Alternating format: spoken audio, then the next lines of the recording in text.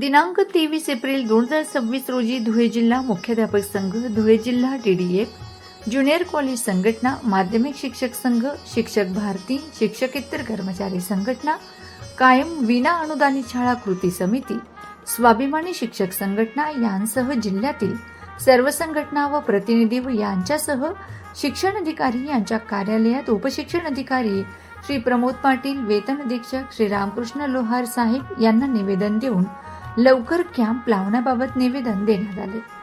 या प्रसंगी धुळे जिल्हा मुख्याध्यापक संघाचे अध्यक्ष श्री R.V. पाटील, नाशिक विभाग TDF चे अध्यक्ष संजय पवार, ज्युनियर कॉलेज संघटनेचे जिल्हा अध्यक्ष सतीश पाटील, माध्यमिक शिक्षक संघाचे राजेंद्र बदाणे, शिक्षक भारती संघटनेचे आबासाहेब पाटील, शिक्षकेतर कर्मचारी संघाचे देवानंद ठाकूर, मुख्याध्यापक संघाचे मार्गदर्शक SB सूर्यवंशी, सचिव उदय D. तोरवणे, उपाध्यक्ष सतीश देवरे, मुख्याध्यापक, शिक्षक, शिक्षकेतर कर्मचारी मोठ्या संख्येने उपस्थित होते।